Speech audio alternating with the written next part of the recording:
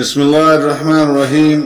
سورہ المزمل کا مکمل ترجمہ پیش کر رہے ہیں۔ شروع اللہ کا نام لے کر جو بڑا مہربان نہایت رحم والا ہے۔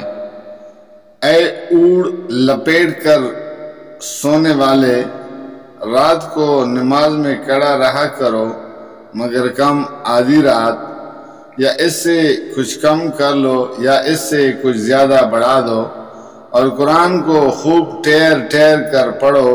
ہم تم پر ایک باری کلام نازل کرنے والے ہیں۔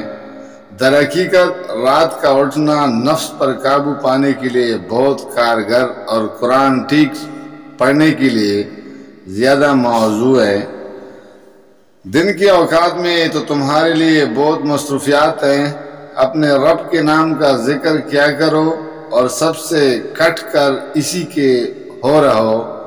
وہ مشرق و مغرب کا مالک ہے، اس کے سوا کوئی خدا نہیں، لہذا اس کو اپنا وکیل بنا لو، اور جو باتیں لوگ بنا رہے ہیں ان پر صبر کرو اور شرافت کے ساتھ ان سے الگ ہو جاؤ۔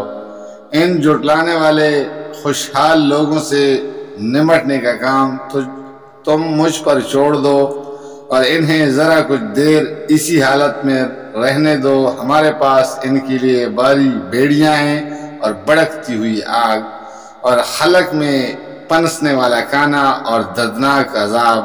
یہ اس دن ہوگا جب زمین اور پہاڑ لرز اٹھیں گے اور پہاڑوں کا حال ایسا ہو جائے گا جیسے ریت کے ڈھیر ہیں جو بکھرے جا رہے ہیں۔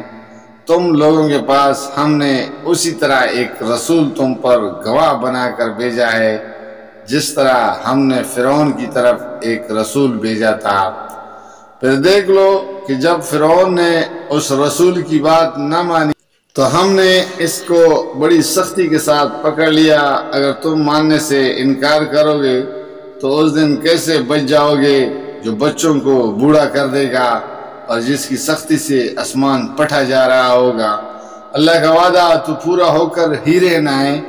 یہ ایک نصیحت ہے، اب جس کا جی چاہے اپنے رب کی طرف جانے کا راستہ اختیار کر لے۔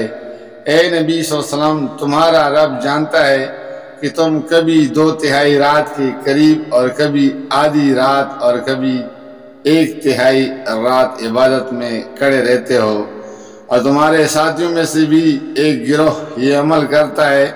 اللہ ہی رات اور دن کے اوقات کا حساب رکھتا ہے۔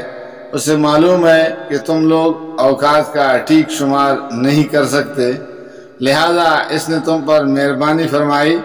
اب جتنا قرآن آسانی سے پڑھ سکتے ہو پڑھ لیا کرو۔ اسے معلوم ہے کہ تم میں کچھ مریض ہوں گے، کچھ دوسرے لوگ اللہ کے فضل کی تلاش میں سفر کرتے ہیں، اور کچھ اور لوگ اللہ کی راہ میں جنگ کرتے ہیں۔